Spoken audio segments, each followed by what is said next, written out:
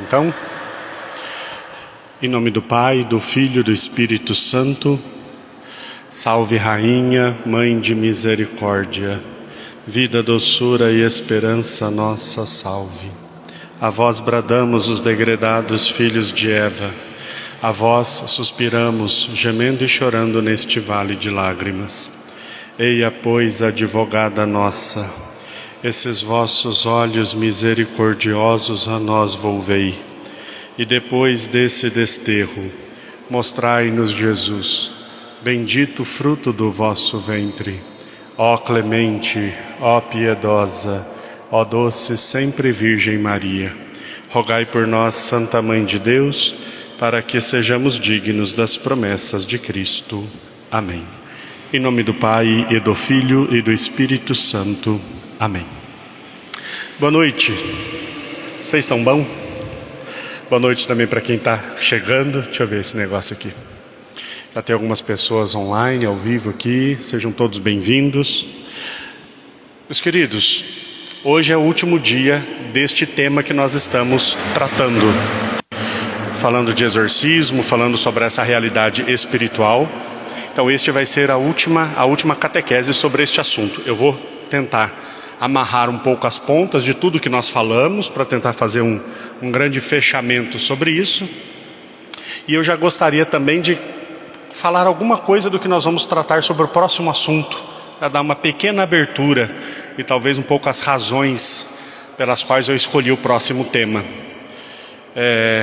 Então vamos lá, sobre o exorcismo. Nós falamos sobre as questões de como o demônio age na nossa vida. Nós falamos sobre a ação ordinária do demônio, que é a tentação, que é a ação que ele mais usa e que é a mais perigosa, porque pela tentação, se nós cairmos na tentação, nós cometemos um pecado, e o pecado nos tira o céu, é o mais perigoso. E as ações extraordinárias do demônio, que são aquelas, a possessão, a obsessão e a infestação. A infestação é quando o demônio está em um determinado lugar, ou em raríssimos casos também em animais. A obsessão é quando o demônio age contra a pessoa, mas de forma externa. E a possessão é quando o demônio age na pessoa a partir de dentro dela. Nós falamos que nem todas as situações de ação demoníaca, propriamente dita, é por causa de que a pessoa tenha cometido algum pecado, ou que alguém tenha feito alguma coisa, né? Essa parte eu acho que foi a mais difícil de nós entendermos, e é o que mais mudou o paradigma do que as pessoas entendiam como ação demoníaca, né? E aqui é bom sempre lembrar. Então, mas tem uma ação demoníaca num determinado lugar ou numa determinada situação.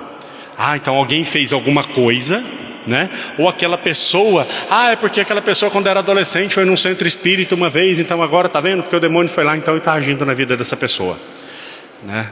Eu não acredito que São Pio de Petreutina tenha frequentado esse tipo de lugar alguma vez na vida, e o demônio batia nele todas as noites praticamente, né? Não acredito que fosse o lugar preferido de Santa Catarina de Sena e ela também sofria ações terríveis do demônio, e assim por diante, né? Então quando a gente começa a dar o exemplo dos santos que passaram por esse tipo de situação, nós vemos que ali tem uma permissão de Deus. Para quê? Talvez para aumentar a santidade daquela pessoa, né? Com certeza. E é óbvio, o demônio se incomoda com quem é santo, né? Se a pessoa já caiu na ação ordinária que foi a tentação e já cometeu um pecado mortal, o demônio não perde mais tempo com aquela pessoa. O demônio não perde mais tempo com aquela pessoa. É óbvio, não tem mais. Já é meu companheiro, daqui a pouco está comigo aqui. Agora, se a pessoa busca a confissão, se a pessoa busca uma vida santa, se a pessoa busca viver o evangelho, se a pessoa busca... isso aqui me incomoda. Então é aqui a ação, né? Se nós olharmos hoje, por exemplo, no quadro que nós temos, histórico, quais são os padres mais perseguidos?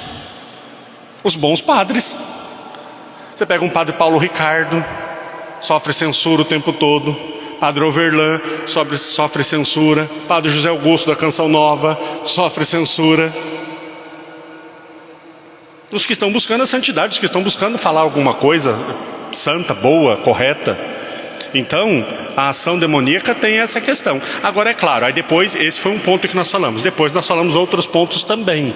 É claro, quando também eu posso dar brecha sim para o demônio ter uma ação na minha vida, quando eu vou buscar essas coisas, porque são próprias dele. Aí sim, nós falamos da superstição, né? Que às vezes a gente até acha que é bobagem, né? Não, mas é bobagem, um horóscopozinho, acreditar em horóscopo, acreditar numa coisinha ou outra, isso aí é bobagem. Não é bobagem não, isso é muito sério. Né, superstições. Eu no dia até não dei tanto exemplo, mas existem tantos outros exemplos que as pessoas acham que é bobagem, que eu lembrei depois, né? Pular 7 ondinhas na virada do ano, comer não sei quantas lentilhas, tal cor de roupa. É tanta coisa que faz parte do nosso dia a dia, não é? É tanta coisa que faz parte do nosso dia a dia. Bate na madeira para dar sorte, ou será para quê? E assim por diante. Tudo isso também são meios de eu me afastar de Deus e assim, claro, o caminho para o mal agir vai se tornando aberto e o poder do demônio entre aspas, sobre essa situação vai aumentando. Não que os ídolos existam, eles não existem. Eles não existem. São Paulo é muito claro, eles não existem. Quem sacrifica aos ídolos está sacrificando aos demônios, porque os ídolos em si não existem.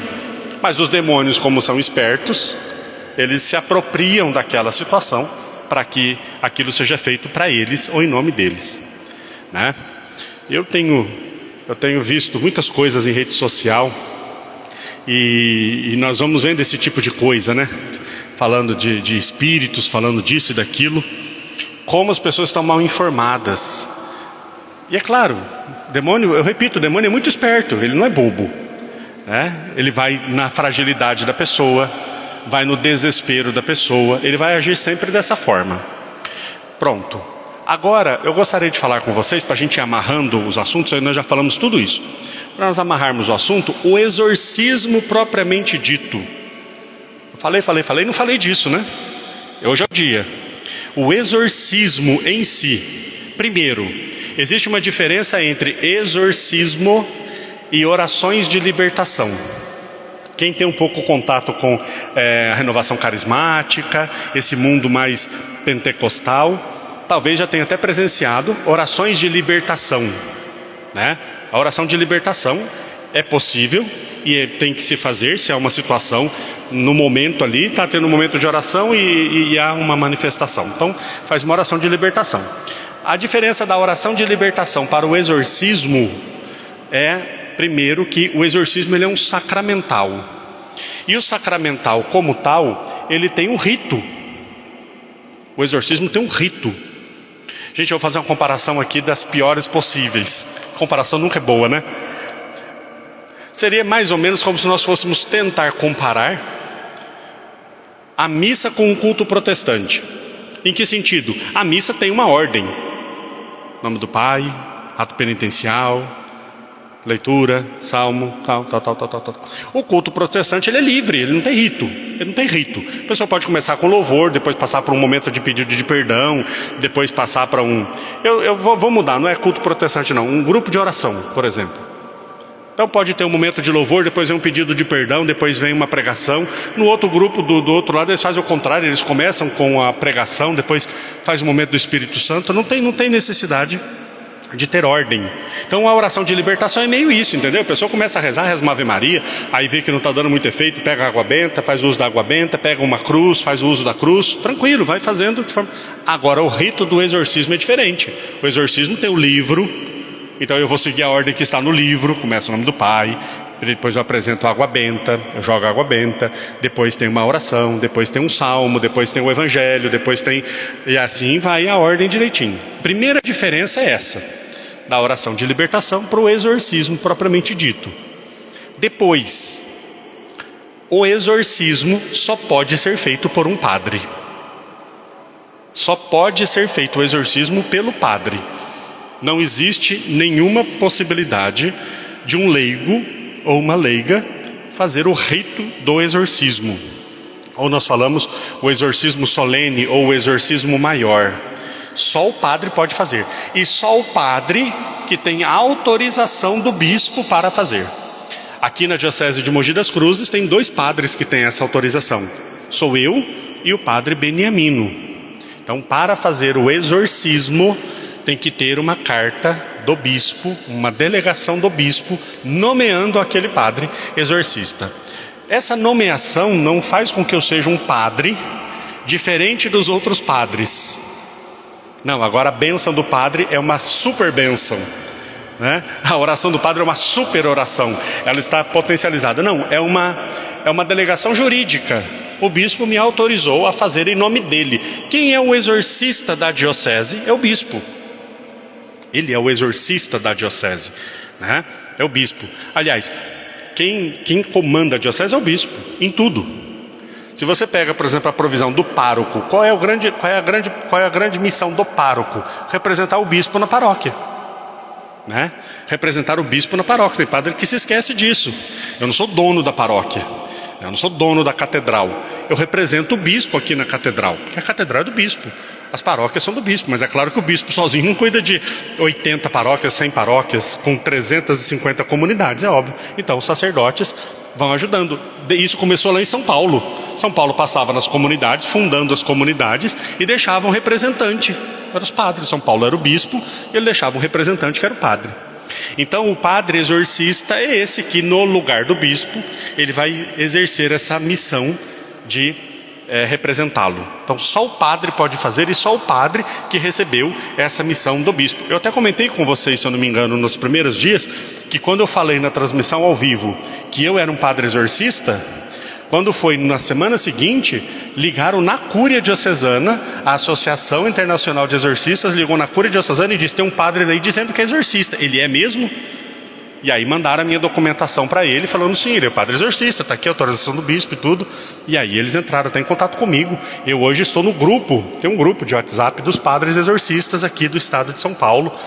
Então a coisa é bem organizada. Por quê? Porque o exorcismo não é brincadeira. O exorcismo não é brincadeira. E aí, de novo, fazendo a comparação com uma oração de libertação, né? Tem gente que começa algum tipo de manifestação, que muitas vezes nem é uma manifestação mesmo, é alguma situação mais psicológica, mas aí a pessoa faz uma oração, a pessoa repousa, pronto, está liberta. Opa, não é tão simples assim não. Não é tão simples assim não. Se nós pegarmos os livros do padre Gabriele Amor, que foi um dos grandes exorcistas de Roma, tem casos do padre ficar 2 anos fazendo exorcismo toda semana, para que haja a libertação completa da pessoa, né? Quando eu fiz o curso, o monsenhor Rubens, ele dizia que o caso em que ele teve a libertação mais rápida, em que ele fez menos sessões de exorcismo, foram 2 meses. 2 meses. Mas ele dizendo, a pessoa estava muito disposta, né? Tudo que ele pedia, a pessoa foi cumprindo e foi fazendo. Então ele falou, ainda assim, 2 meses houve a libertação. Então não é repousou, ou igual a gente vê esses espetáculos, né, em igrejas evangélicas por aí, que aí já é outra história ainda, aí já é teatro mesmo, né? Foi comprovado, pessoas que falam que eles pagam para que haja aquela encenação. Mas aí pior ainda, né? Não, já foi embora, vai embora, então estou indo embora. Não é tão simples assim. O rito do exorcismo, ele é um rito que ele precisa dessa preparação do padre para fazê-lo.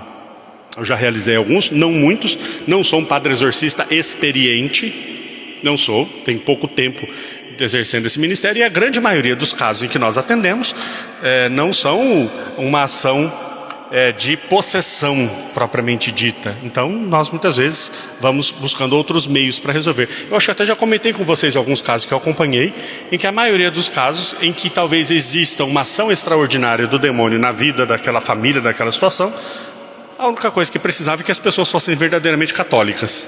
Vai se confessar, comece a rezar, comece a frequentar os sacramentos e aquela situação se encerra. Agora, se não se encerra, aí então o processo vai se tornando um pouco mais complexo e nós vamos entrando com as orações apropriadas para o exorcismo propriamente dito. Então o rito do exorcismo, tem gente que tem uma curiosidade imensa, né? Quer ver um exorcismo, como é que faz, mas aí o demônio grita, o demônio faz. Gente, as coisas mais terríveis acontecem, sim. Sim, acontecem, né? Então, por exemplo, eu lembro do monsenhor Zani falando, e ele no curso ele falava que uma vez uma pessoa chegou com uma menina que seria exorcizada, e quando ela entrou na igreja, quando ela pisou na porta da igreja, ela caiu no chão e começou a rastejar como se fosse cobra, mas levitando do chão, né? O monsenhor estava dizendo na ocasião que todas essas coisas que o demônio faz só servem para nos distrair. Só isso que serve. Essas manifestações do demônio nesse sentido é só para tirar o padre da concentração do que ele está rezando, né? O padre está lá rezando, tal, o padre está rezando o salmo, as pessoas que estão ao redor estão respondendo, rezando, daqui a pouco a pessoa levita. Aí o padre, eita, aí pronto, já se concentrou. Entendeu? Então, tudo isso que o demônio faz é só para desconcentrar. E aí o padre dizendo então nessa situação, que quando ele viu aquela situação, ele falou, pode parar de graça. Levanta e vem andando, que você tem 2 pernas. A menina levantou e veio andando, normal. Sentou no banco e falou, agora senta aqui e espera que eu vou lá buscar a estola. Ficou quietinho no banco esperando, né? A questão da autoridade. E eu brincava, falava, se fosse eu, acho que eu ficava passando a mão embaixo assim. Ele falou, olha, tá levitando mesmo, né? Já tinha distraído. A pessoa levanta, levita. A pessoa sobe pelas paredes, sobe. Para quê? Para distrair o padre. O que o padre tem que fazer? Desce daí, senta aqui agora. Para de graça, né? Existem, por exemplo, situações em que o demônio materializa coisas. O demônio tem a capacidade de materializar coisas. Algumas pessoas dizem que a pessoa que está possessa vomitou alguma coisa, mas ela não vomita, não vem do estômago da pessoa. Não é que tem uma coisa no estômago e a pessoa vomita. O demônio materializa, mas materializa na boca, então dá a impressão que a pessoa está vomitando, né? Por exemplo, a pessoa pode vomitar, eu vou usar essa expressão, mas vocês já entenderam, né? A pessoa vomita pregos, a pessoa vomita cobra, já aconteceu, a pessoa vomitar uma cobra. Em muitas situações, esse tipo de manifestação ajuda o padre a entender, talvez, a origem daquele ataque do demônio, né? Então, por exemplo, a pessoa uma vez vomitou um determinado objeto, e aí o padre entendeu que a origem daquela contaminação estava justamente quando a pessoa recebeu um objeto daquele de presente e tinha vindo de uma consagração. Se livrou daquele objeto e a libertação foi mais fácil. Então existem essas coisas também, mas não é o foco, não é o principal, né? Não é isso que nós buscamos. Quando a gente começa a rezar o exorcismo, né? Não é o primeiro sinal que o demônio está ali, quando a pessoa grita, quando a pessoa levita, quando a pessoa vira de ponta cabeça, né? Nem é isso que nós queremos que aconteça, né? Nós queremos que a pessoa seja liberta e pronto. Talvez a pessoa fique quietinha lá, recebendo a oração. Algumas pessoas, quando eu atendi, por exemplo, um grande sinal que acontecia muito, a pessoa transpirava muito, transpirava terrivelmente, e às vezes se contorcia muito e sentia algumas dores, perdia um pouco a consciência. E quando ia terminando a oração, a pessoa ia recuperando, voltando, tomava uma água e ia embora para casa. Então, não é isso que nós buscamos quando nós fazemos o exorcismo. O exorcismo ele é um rito muito simples e ele deve ser feito de uma forma muito discreta, né? Quando a gente atende, por exemplo, eu não vou atender aqui no presbitério, né? Imagina 3 da tarde as pessoas aqui rezando e eu fazendo um exorcismo aqui no presbitério, na capela do Santíssimo.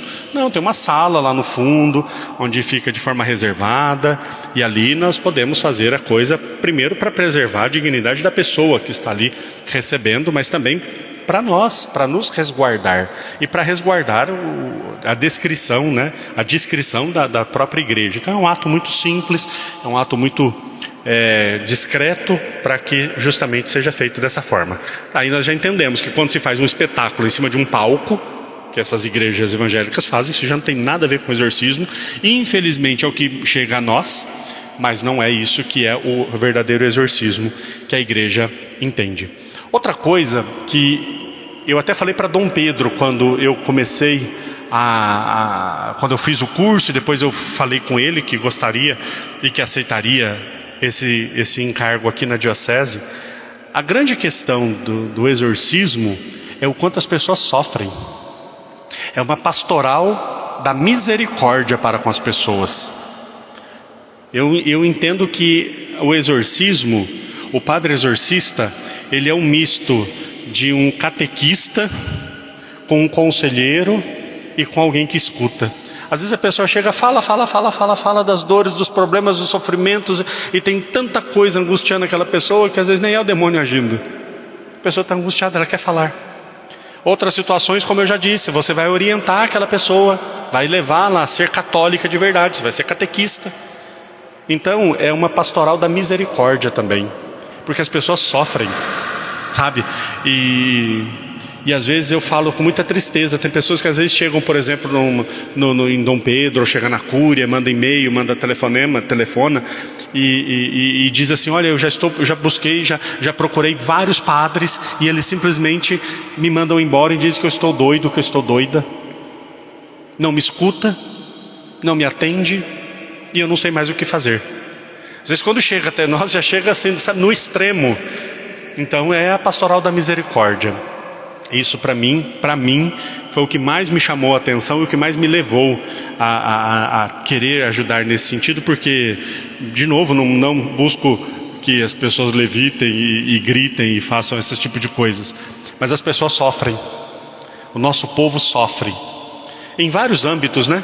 Em vários âmbitos, e eu fico feliz quando posso ajudar nesse sentido. Outra coisa que eu gostaria de falar com vocês sobre o exorcismo ainda, que eu tenho reparado, eu estava rezando antes de ontem, eu estava rezando em casa, vendo algumas coisas na internet, escutando o Padre Paulo falar, estou fazendo um curso do Padre Paulo, maravilhoso. Como a ação demoníaca cresceu nos últimos tempos, é impressionante, por diversos motivos. Talvez, né? Eu falava aqui, por exemplo, duas coisas que aumentam o poder do demônio são de quando eu digo que ele não existe. Essa é uma das maiores vitórias que o demônio conseguiu, foi fazer as pessoas acreditarem que ele não existe, porque se ele não existe, então ninguém o combate, ninguém combate aquilo que não existe. Então essa foi uma grande vitória dele e o poder dele cresceu muito por causa disso. Mas também, é claro, aqui sem querer ser polêmico, alarmista, apocalíptico, mas ele está muito desesperado, porque ele sabe que o tempo está se acabando. O tempo dele está se acabando e ele vai se tornando desesperado. Ele vai tendo ações que refletem esse desespero, né? Ele vai se mostrando mais, né? Ele não precisa mais disfarçar tanto a sua ação.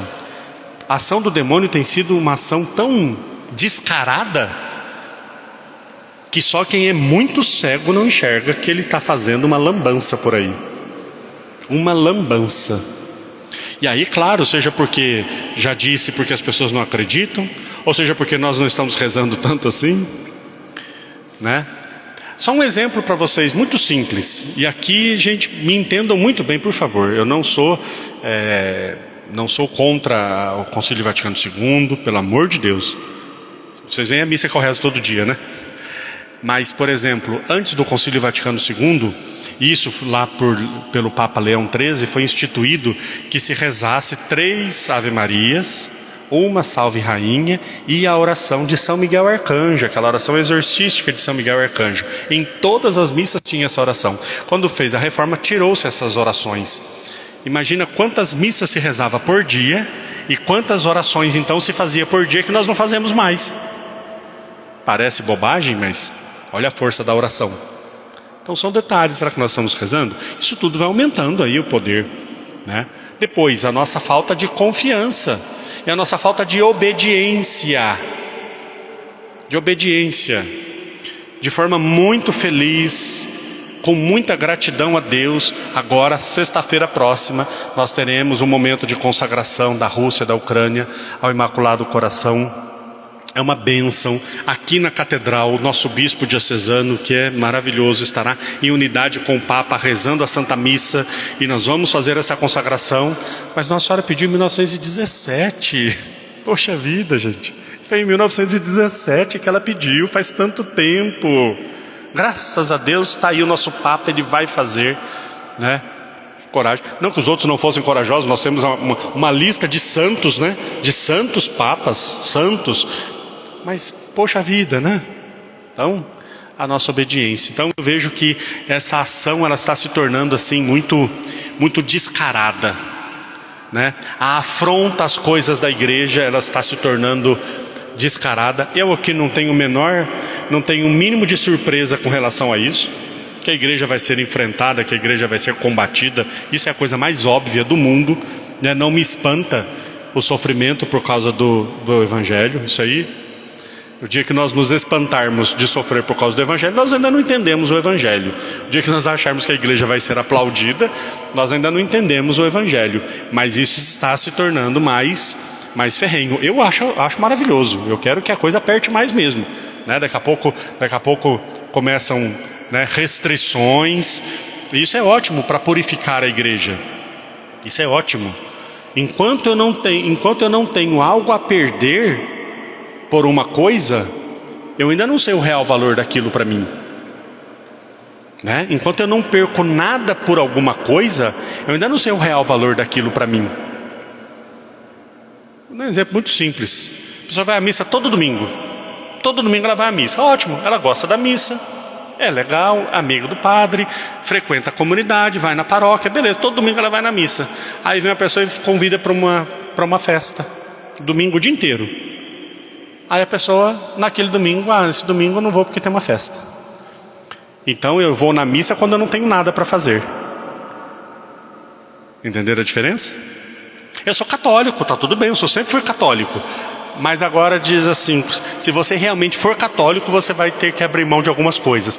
Eu nem era tão feliz assim na igreja católica, deixa essa igreja para lá. É muito simples, né? Quando tiver condições, se for católico não pode fazer isso, se for católico não entra em tal lugar, se for católico não faz tal coisa. Opa! Só quem for muito católico vai continuar católico. E quanto mais as restrições aumentarem, mais os católicos mais fiéis vão ficar, né? Perder os bens, perder a casa. Os primeiros cristãos, eles eram... Primeiro passo antes do martírio, primeira coisa, confiscação dos bens, confisco dos bens. A pessoa perdia a casa, a pessoa perdia todos os bens, perdia tudo. Aí vai continuar cristão? Vou. Alguns eram exilados. Vai continuar cristão? Vou. Até que chegava ao ponto de que a pessoa morria. Era um processo. Será que chegar lá em casa, bater na porta da minha casa e falar: vai continuar católico? Vou. Então desocupa a casa. Mas para onde eu vou? Se vira, vocês não são comunidade de amor, vai atrás de algum outro católico que deixe você morar na casa dele. Eram os cristãos, viviam tudo em comum. Um perdia os bens e ia para a casa do outro. Enfim, para dizer que a coisa vai se apertando.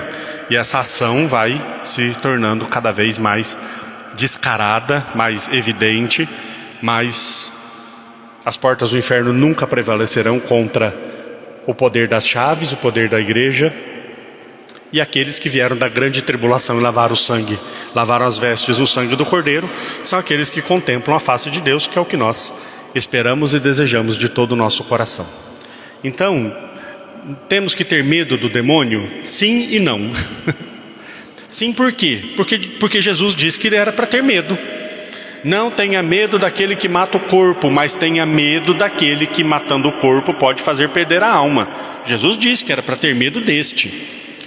Mas, ao mesmo tempo, com mais confiança em Deus, nós não vamos ficar reféns desse medo, né?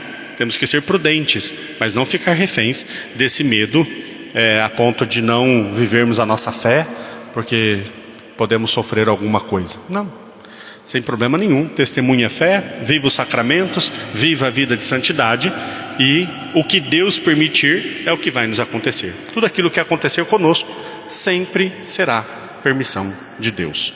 Tá bom? Então, eu gostaria de encerrar esse tema justamente falando disso, né? Confiar mais em Deus. Tudo está nas mãos de Deus. Eu comecei falando isso e encerro falando isso. Deus é mais do que qualquer outra coisa. Deus é Senhor de todas as coisas, e nada acontece sem a permissão de Deus. Nada nesse mundo, nada na face da terra, nem na terra e nem no céu acontece se não for permissão de Deus, tá bom? Então, isso nos tranquiliza. Que oração, por favor, gente? 8h12? Tá certo. Então eu vou só dar o start inicial para o próximo assunto, que na verdade eu estou bem ansioso, feliz e esperançoso também, e triste ao mesmo tempo. O próximo assunto que nós vamos falar na catequese é sobre a Eucaristia. Sobre a Eucaristia. Eu já fiz uma outra catequese falando da missa parte por parte. Foi o primeiro assunto da catequese quando ainda era na homilia. Eu fazia na quinta-feira, na homilia da missa do meio-dia. Eu comecei falando justamente da missa parte por parte. Está lá no YouTube, quem quiser procurar depois. Mas agora eu vou falar da Eucaristia, mas a presença de Jesus na Eucaristia, né? Não propriamente na missa. Claro que eu vou tocar no ponto da missa, claro que nós vamos ter que estudar a questão da transubstanciação, da consagração, mas eu vou falar da presença de Jesus na Eucaristia. Quando eu era membro da Fraternidade O Caminho, que eu era religioso, eu dava uma formação no noviciado, e era uma semana de formação sobre esse assunto, e tem um livro que nós usávamos como base, que é um livro que faz uma análise do hino eucarístico Adoro-te Devote, de Santo Tomás de Aquino. Então vai refletindo, vai meditando e vai estudando cada um dos versos desse hino eucarístico, e ali eu vou complementando com outros livros, com outro material. Então é uma formação muito bonita que eu dava quando eu era membro da fraternidade há muitos anos, e sempre foi um pouco a base da minha espiritualidade, a questão da Eucaristia, da presença do Cristo na Eucaristia. Então esse vai ser o próximo tema, e eu dizia que estava feliz e triste porque conversando com alguns freis, inclusive, eles estavam comentando algumas coisas, às vezes até que escutam por aí, para ser bem claro mesmo, até na faculdade de teologia, falando coisas contrárias à fé na Eucaristia. Professores dizendo, não, esse negócio de Jesus presente na Eucaristia é bobagem, isso aí já está ultrapassado, esse conceito já não se existe mais, né? E os freis com muita dor no coração, até dizendo que o professor dizia, meio que rindo de quem tem piedade eucarística, esse negócio de comungar de joelho é bobagem, comungar nos lábios é bobagem, e aquilo foi me dando um nó no estômago. Eu falei, não, então é o próximo tema que eu vou falar, sim. Né? Alguém dizia meio que zombando, quando cai a Eucaristia no chão, aí tem que ir lá, tem que passar pano, tem que limpar, e tem uma preocupação. Não tem que ter essa preocupação, né? Como assim, né? Como assim? Então vai ser o próximo tema. Eu não posso fazer muita coisa, então o que eu posso fazer é isso, né? O que eu posso fazer é isso. Posso chorar de desgosto de alguém que fala um absurdo desses, e posso passar a informação, né, levar até as pessoas o máximo possível, né, de conteúdo, para que as pessoas também, quando encontrar algum doido por aí que fale um absurdo desse, também responda, né, também tenha condições, né, argumentos para responder e para defender a fé. Eu estou assistindo a um curso do Padre Paulo sobre esse tema, que é maravilhoso. E eu gostaria de dizer que eu não tenho tudo isso que ele tem, esse conhecimento todo que ele tem. É mais baseado mesmo no que nós vamos falar aqui, mais baseado no que eu experimento. De verdade mesmo, não é nem para fazer algum tipo, alguma coisa, não. Eu não tenho a inteligência que o Padre Paulo tem, nem tenho a santidade que alguns têm. É um pouco da experiência mesmo, sabe? De partilhar aquilo que eu sinto no meu coração, de colocar mesmo, sabe, as experiências que Nosso Senhor já permitiu que eu vivesse.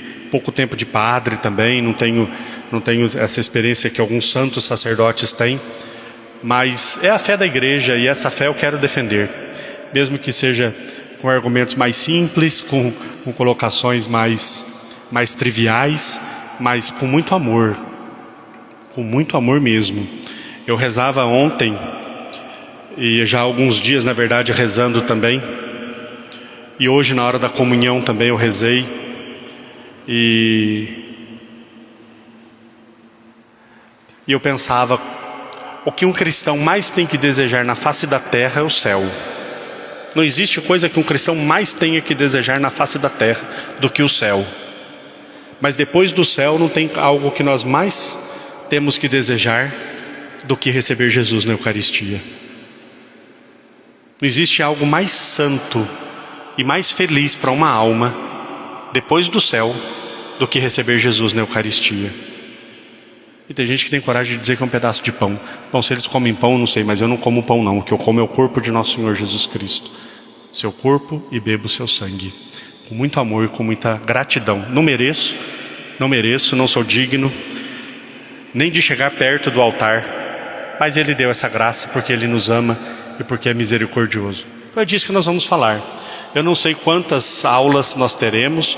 Eu vou tentar fazer uma previsão, vou tentar pegar o tema e já dividir mais ou menos. Então na próxima catequese, na primeira catequese desse tema, já tentar ter um esquema. Eu talvez umas 6, 7 aulas, mais ou menos como foi também esse aqui. Nós damos conta de falar tudo sobre isso. E que já seja também a nossa adoração. Que falar disso, defender a fé eucarística, já seja também o modo como nós reparamos o coração eucarístico de Jesus, que seja um modo como nós possamos consolar o coração de Jesus, que é tão ofendido, até mesmo pelos seus filhos, até mesmo pelos seus sacerdotes. Então esse vai ser o próximo tema, tá bom, gente? Vamos ficar em pé para nós recebermos a bênção. Quem está nos acompanhando, muito obrigado. Nos encontramos na próxima semana, terça-feira. Se não for nenhum daqueles dias que precisa ser trocado, terça-feira nós estaremos aqui, se Deus quiser. O Senhor esteja convosco.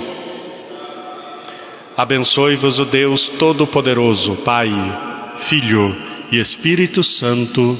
Amém. Boa noite a todos.